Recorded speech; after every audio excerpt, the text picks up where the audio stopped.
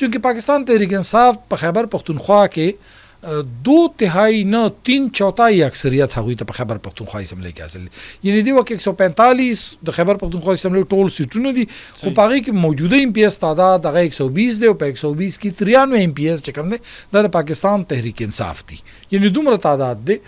د هغوی اعتراض په دې ولې دی هغه اعتراض چې کوم دی دا دی چې لږه شیبه وړاندې دلته په خیبر پختونخوا اسمبلی کې یو بل پیش کړی کې د دې متعلق ډپارټمنټ یعنی هغه ډپارټمنټ چې د صوبایي حکومت ماتحت دی صحیح ټیک شو هغه یو بریفینګ ورکو او هغه بریفینګ ورکولو په وخت باندې د مردان سره تعلق لرونکي عبدالسلام افریدي پاسې ده او هغه ویلي چې دا بل موږ ته د فارم 47 والے حکومت را لېږلی د دې وجې په دې باندې موږ اړو بحث نه کوو دا موږ اړو اورېدو ته تیار نه بل ایم پی او چې کوم دی انورزیب نومې دی د باجوړ سره تعلق دی انورزیب خان پاسې ده چې زما خان سو پورې د دې بل منظوري نه ورکړي نو موږ چې کوم دی دا اورېدل موږ ګناه ګڼو د دې وجې نه زه دی بل اورېدو د اجلاس ته نه او دا رنګه هغوی ویل چې ښه نور ویل چې به دا خو ټیک ټاک سړي جوړ کړه راځئ تاسو هم پکې جوړ کړئ نو هغه ټول ووتل ځکه راته وایم چې په دې بل مین اعتراض دا دی چې دا اس آی اف سی جوړ کړی دی خو زموږ په بل کې تاسو ته پته وي دا راته وایي دا 302 307 326 170 178 419 420 زموږ په دې څومره دفعات چې دي د کرایم او د نورو څیزونو لږ راته دا ووایي دا د 1937 او د 1867 او د هغه اکټ تحت نه دي کوم چې انګریزانو دلته راوستي دي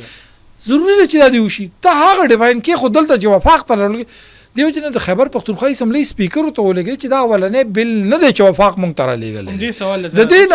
د دې نه وړاندې لږه شیبه وړاندې په خیبر پختونخوا اسمبلی کې لږه موده وړاندې دلته د زراعتو باندې د ټیکس لګولو یو بل منظور شوی دی دا بل خو وفاق رالیږلی و که نه هغه ولې منظور و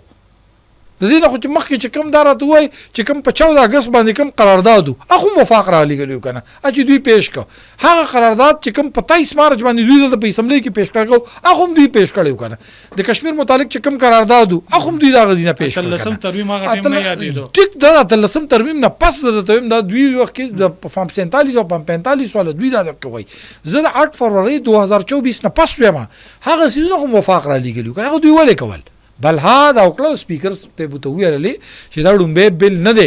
خیبر پختونخوا د فدریشن یو یونټ دی او د فدریشن د یونټ په حیثیت باندې ډیر سوزونه چې په وفاقي سطح باندې کیږي د یونټ په سطح باندې واته کې سمال خیبر پختونخوا اسمبلی وي